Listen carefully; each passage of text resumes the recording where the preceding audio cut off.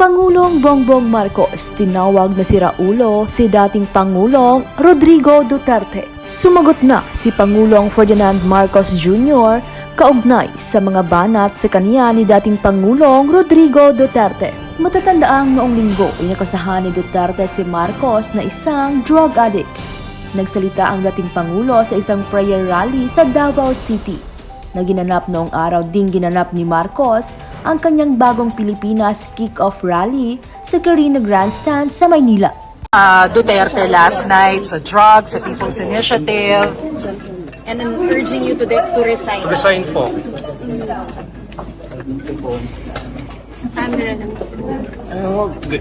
I think it's the fentanyl.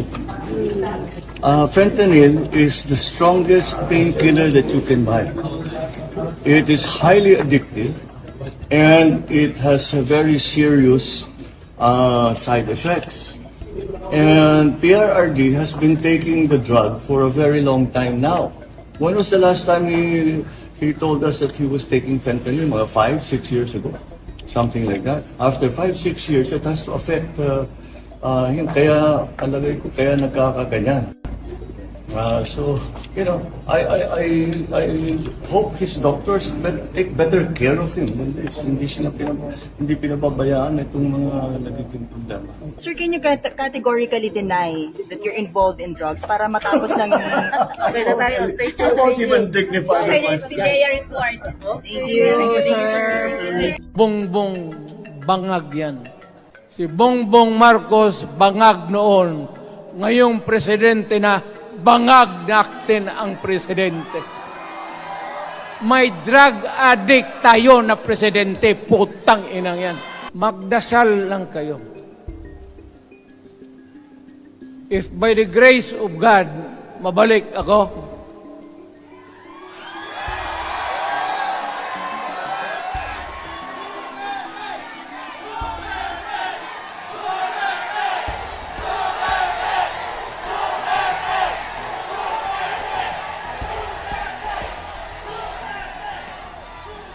milagro lang naman yan, hindi ba yan totoo? Utang ina kung mabalik ako, arestuhin ko kayo lahat for the swindling of the Filipino people. You committed fraud. Pinagsayangan ninyo ang pera namin. People's Initiative does not involve buying the vote or the signature of the Filipino. Talagang mga wala kayong prinsipyo, mga putang ina ninyo. Yun naman, baski ano ka, diyan katagal ako, yan o. Yung sa likod ko, umupo ako diyan. Vice Mayor ako. Diyan, Mayor ako, pinakamatagal. Naging congressman ako. Presidente. Kayo, nagpasok sa Congress, eleksyon, nanalo, SECO. So parang ganito, yung mga, para sa mga balaga, pati lalaki. Pasok niyan, SECO. Paglabas niyan, pagkatapos, Rolex na. Pumunta ng Malacanang, nakatamaraw, paglabas niyan, ng Mercedes-Benz. Busog kayo lahat. Tingnan ninyo yung mga bahay noon ng mga congressman at tingnan ninyo ngayon kung ano kayaman sila, lalo na yung mga bahay nila sa Maynila.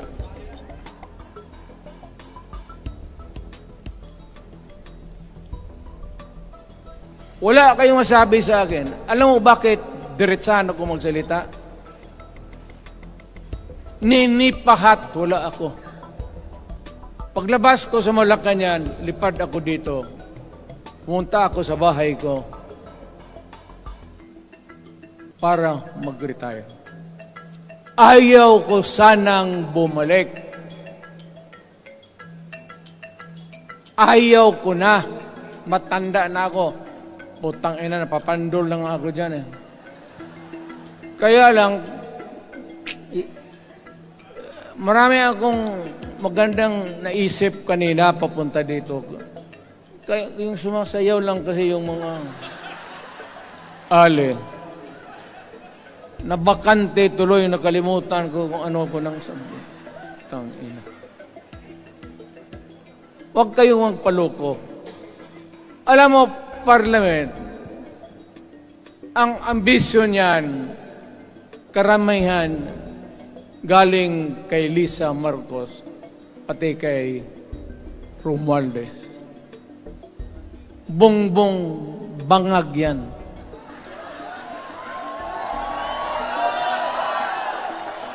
That's why, sinasabi ko na sa inyo ngayon, si Bongbong Marcos bangag noon, ngayong presidente na, bangag natin ang presidente. Kayong mga military, alam ninyo yan. Lalo na yung nasa Malacanang. Alam ninyo. The Armed Forces of the Philippines, alam ninyo. May drug addict tayo na presidente. Putang inang yan. Ayun ang, bakit ako nagkaroon ng kaso ng ICC? Sabi nila, pinapagpatay ko raw yung mga drug user at drug addict. Mabutit na lang, wala na ako sa pwesto, baka kasali ka pa. No, Mr. President, pinilit ninyo kami. Kayo yung sa Bisaya, kinikitoy mo yung Pilipino. You are testing the waters. Not even. You are, pushing to the limits ang pasensya ng Pilipino. Wag na wag mong gawin yan. Wag mong gawin yan, wag mong ituluyan, kaya magkagulo. Pag hindi namin napilitan kayo sa mga rallies, sa aming mga boses, ang sentimento namin, ako'y sinasabi ko sa military, nag-hemorrhage ang bayan, gastos dito ng gastos doon. Tapos kung mag-speech, ang pinag-usapan ang putang inang pobreng Pilipino. Gastos dito, gastos doon. Mga military, maawa kayo sa bayan. Pag hindi namin kaya, gawin na ninyo. Ikakabit nila sa tupad itong Pilipinas. I don't know how it's going to work. So, ang dami ng evolution nitong programang to. From a branding campaign to, ito na nga, parang they wanted it to be the new version of Bagong Lipunan noon. Kaya ang problema, ang Bagong Lipunan was a major thing. It was a... That's a policy of the president himself. Yeah, the first President Marcos, nung ginawa niya yung Bagong Lipunan, first he published a book. Doon sa book, in-explain niya yung history, tapos yung philosophy. May mythology pa nga siya eh. May mythology pa nga yun eh. Oh. Yan na nga Tama. yung Maharlika na hanggang Yeah. tuloy, akala ng mga tao, yun yung pangalan ng Pilipinas noon. No. Actually, mali siya doon. But he was trying to come up with a concept that would unite the country. Unite the Filipinos, yeah. Kumbaga, leave the old society behind, bring it into the new society. A disciplined society, people would be on time, etc. It was like, Lee Kuan Yew, parang Lee Kuan Yew of Singapore. Parang pareho. Engineering. Yeah. So, parang Korea, South Korea. yung ganong kalalim na may libro, may philosophy, may may laid out the May rules, mythology. then of course may martial law and all that.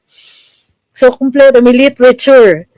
Tapos to this one na Bagong Pilipinas na hanggang ngayon in search of an identity. So he went to the branding campaign. Look at the news about it. Branding. Tapos, libre lang daw. Nagawa nila yung logo ng libre. Yun yung mga news na lumalabas. At saka yung nurse, di ba? Yung may ad doon sa London na naging issue about the nurses. Like, it's a commodity that we sell. Parang tourism campaign na. Tourism campaign. Pero That's yun yung part of first that. ni anong pangalan nito? Soriano. Soriano, oo. Yeah. Dito, yun na nga. So, it started with the branding. Tapos, yung very first order was, gagamitin siya sa lahat ng yung logo, kailangan umappear sa lahat ng letterhead ng gobyerno. What? So, Parang yung Philippines 2000 noong araw. Parang Philippines 2000, di ba? Parang, at saka yung yung millennium, yung 100 years na katipunan. Di ba kasama yun sa the entire, hanggang ngayon, walang policy statement. Walang kahit ano.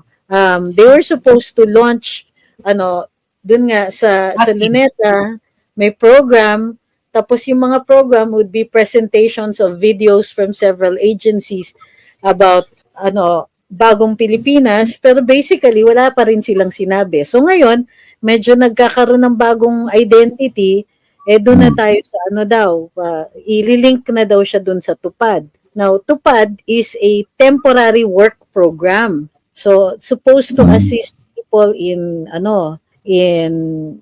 finding work, finding wherewithal in between jobs.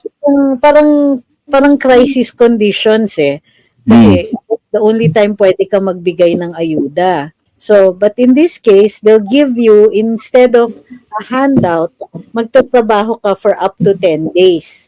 Ma-justify yung pagbibigay ng ayuda. So ngayon, Bagong Pilipinas plus TUPAD na siya. It's going to be a huge launch. Ang feeling ko dito, half-baked idea na naman ito katulad. Kasi as recent as late December, dapat merong launch na call off naman. Tapos, nag-announce na naman sila ng another launch na biglang na take over na sila. Kasi PCO nga ang nagpatakbo after umalis si Paul Soriano. So now, ang in charge is si DILG. Si Sec Benhar na. And one of the first na lumabas ay may nakita tayong notice dito sa Facebook na mga barangay saying na, oy, umattend kayo. On the 28th, may require nga yung mga XXX number of the kagawads na umattend. So, sa madaling sabi, parang hakot. Pero itong TUPAD, panahon pa to ni Digong Kaya nga But, wait. Ito bang TUPAD is by virtue of a statute? No, programmatic siya Discretionary funding yan ng presidente. Hindi, sa ano to binabasa ko. Package of assistance provides emergency employment for displaced workers and other vulnerable workers. Implementing agency, DOLE. So, ang ano niya is, target beneficiaries is 4,591,000,000.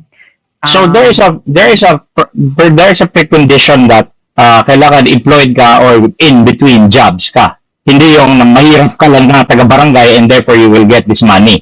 Because it was originally delegated to the Department of Labor, di ba? Employment. Actually, ang ano niya is, sandali, binabasa ko yung how to apply for DOLE emergency employment. Kasi nga siya, matagal na tutupad. It's not something na, why do you need to launch it when it has already been? Hindi, kailangan kasi may sakyan yung Bagong Pilipinas. It is because it's not supported by any law or whatever. So it has to ride on the legitimacy of some other thing, like in this case, TUPAD. No, I think it's that has the EO, yung Bagong Pilipinas. Check nyo. Alam ko meron yan. Pero programmatic din siya, di ba? Sabi mo, isa programmatic policy, di ba? Yan, sabi ni Adrian, COVID-related ayuda yan panahon ni PRD. Yes, pero hindi lang COVID. Before pa ng COVID, may TUPAD na. So it can be anything. It can be anything. Hindi, but ito yung mga walang trabaho, di ba? So, imbis na nga na ayuda, magtatrabaho sila para makakuha ng ayuda. So, matagal na nga siya, kaya nga inaano ko na, paano mo siya ila-launch na para sa iyo? Launch na siya. Launch na. It's already flying. Oo, pinagpapatuloy mo na lang. So parang, bakit? Parang nangyayari kasi ngayon, ayan, nakita ko na yung mother document ng Tupad. So, hinihintay ko na lang mag-download. So, ang chismis kasi sa akin, Trixie Ahmed, alam mo naman ako, tambay ako sa Marites ka. Yes, marami ako nasasagap na chismis, no? Pag nagtambay ka ng kanto, di ba nag-post kasi ako na, hala, bakit may kick-off? Ganyan, ano ito kick-off? Tapos may nag-send sa akin na message. Sasabi niya sa akin, yan ang dahilan kung bakit may kick-off. May kick-off. Kasi, ito palang sa Rizal Park sa Davao, nakaschedule na talaga yung 28. Ito kasing kick-off rally, di ba, lang to in-announce January 19. So, itong 28, meron na talaga itong sa Davao